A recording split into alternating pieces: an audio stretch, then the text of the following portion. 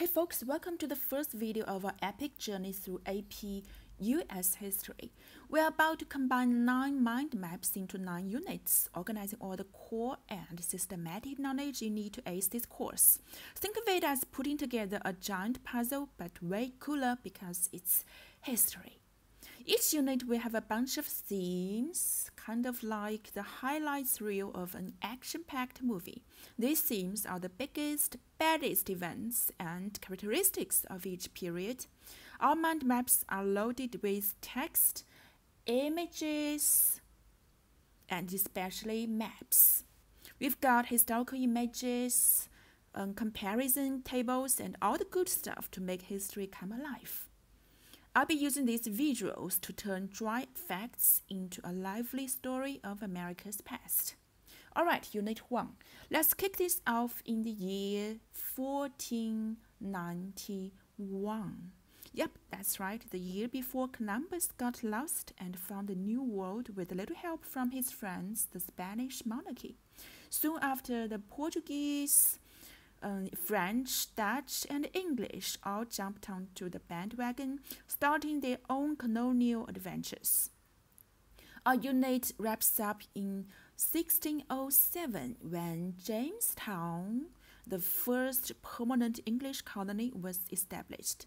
Jamestown is like the pilot episode of British colonial rule in North America, giving us a sneak peek at what's coming up in Unit 2 with the 13 British colonies. Now, let's briefly break it down into the 3 main topics of this first unit. First up, we'll explore Native American societies before the Europeans crashed the party. So imagine you were hosting a peaceful backyard BBQ and then some unexpected guests showed up, rearranging your lawn furniture and misunderstanding your customs. Spoiler alert, these differences led to some major misunderstandings and conflicts. Next, we'll look at the Europeans' reasons for trekking across the Atlantic. What made them leave their cozy homes, their tea, and their crumpets for a risky journey into the great unknown? So were they bored? Was it wanderlust? Or just a really bad case of FOMO?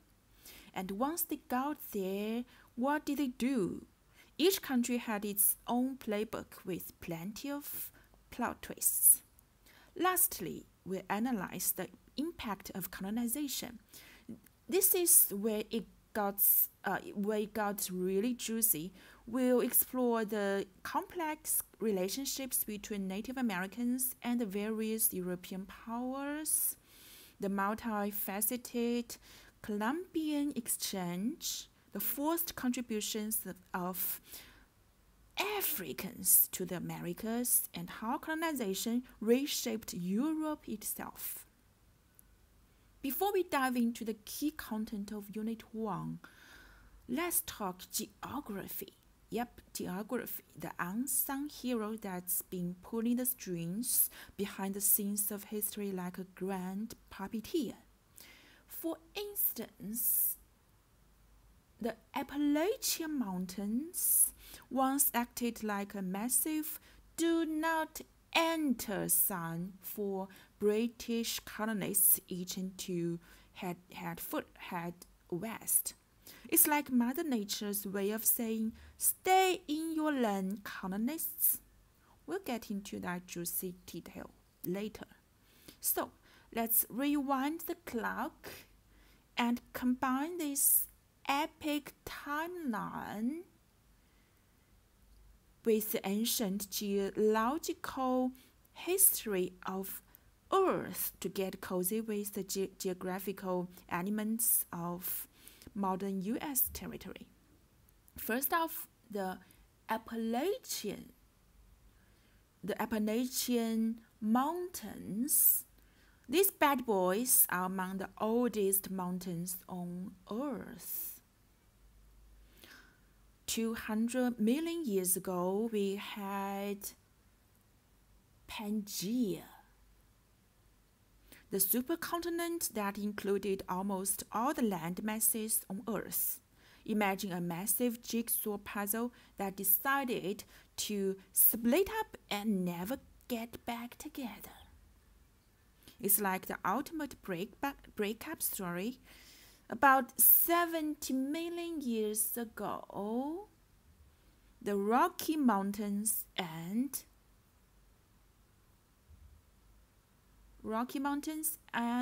the Pacific Coast Ranges popped up, like Earth was getting a whole new set of teeth.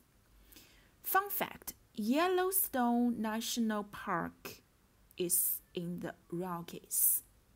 So it's like the granddaddy of all parks.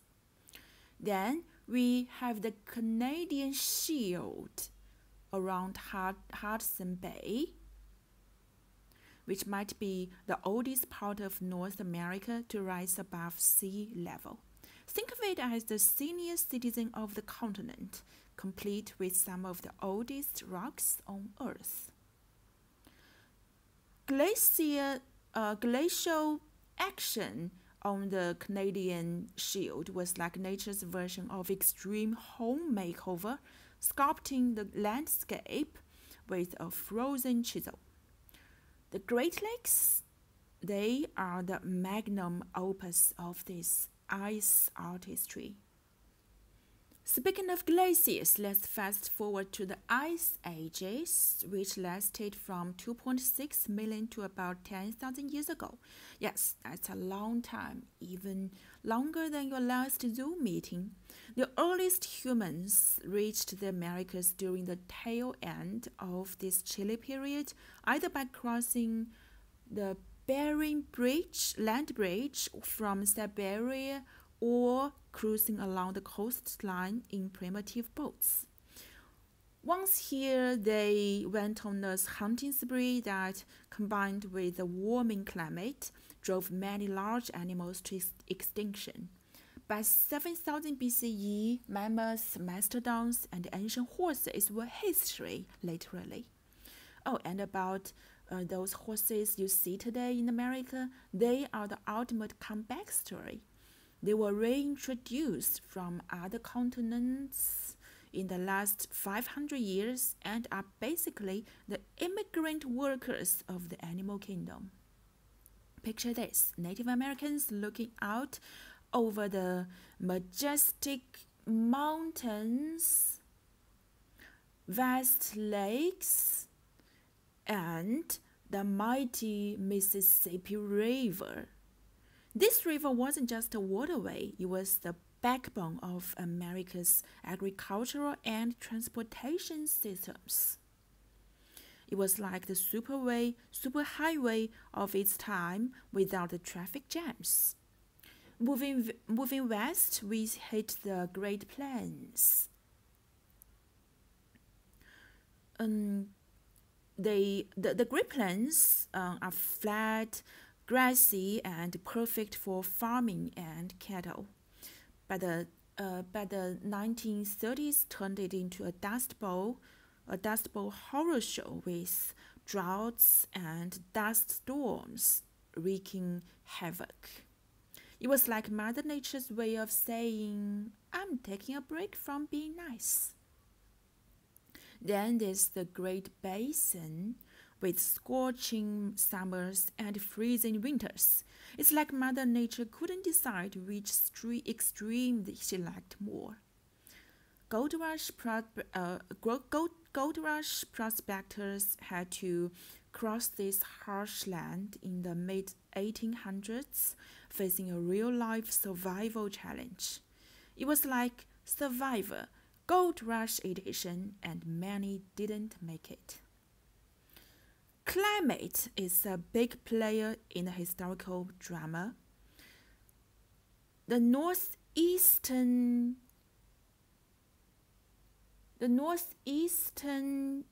and central western U.S. enjoy a temperate continental climate. Think of it as weather on cruise control.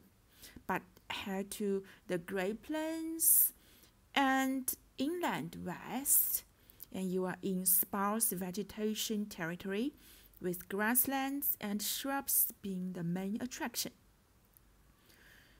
The northern Pacific coast, like Washington State, gets a temperate maritime climate with rain galore. If you like rain, you feel like you've hit the jackpot. California's coast is warm with rainy winters and dry summers, pretty much paradise for weather enthusiasts. Meanwhile, the southeastern U.S. basks in warmth and abundant rainfall year-round, resulting in lush vegetation. It's like living in a greenhouse, minus the actual glass walls. Temperature varies with latitude, colder up north and warmer down south. Mountains like the Rockies and Appalachians are cool year-round at the top thanks to high elevation. The Great Plains and Great Basin are like moody teenagers swinging between hot summers and cold winters, with the basin also featuring extreme day-night temperature differences. Rainfall. The eastern U.S. is generally well watered, especially the southeast. It's like the region is constantly getting a spa treatment. The Midwest sees rainfall taper off as you move west, which is like Mother Nature slowly turning off the faucet. The West Coast, particularly the Pacific Northwest, is a winter wonderland of rain. California stands out with its rainy winters and dry summers. Now, let's talk about some wild weather phenomenon. First up, hurricanes. These beastly storms mainly batter the southeastern coast. Florida and Louisiana get hit hard. Remember Hurricane Katrina in 2005? That storm was like the ultimate party crasher, causing over 1,000 deaths and forcing more than 1 million people to evacuate. The response, or lack thereof, led to major reforms in disaster management. It was like the government had to retake a crash course in what to do and what not to do during a hurricane. Next, I'd like to mention tornadoes. Tornado Alley in the Midwest and southern U.S. is the tornado capital of the world. These twisters were like the Narnias of weather, smaller but incredibly destructive. They mostly show up in spring and early summer. And don't forget droughts. The western U.S., particularly California and Nevada, often faces severe droughts impacting agriculture and water resources big time. Imagine planting your garden, but Mother Nature decides to play a cruel joke and turn off the sprinkler for years. So, use the maps we are exploring to understand the geographical and climatic factors at play. If there's anything that's written in the stars for human history, it's geography and climate. Nature's handiwork in shaping the land and climate has had a massive impact on human life and history. When studying, always check the locations of historical events and think about how the geography and climate influenced those events. Analyze maps closely, including legends and notes, to see the connections between natural features and historical processes. It's like reading the secret diary of Mother Earth, and trust me, it's full of juicy details.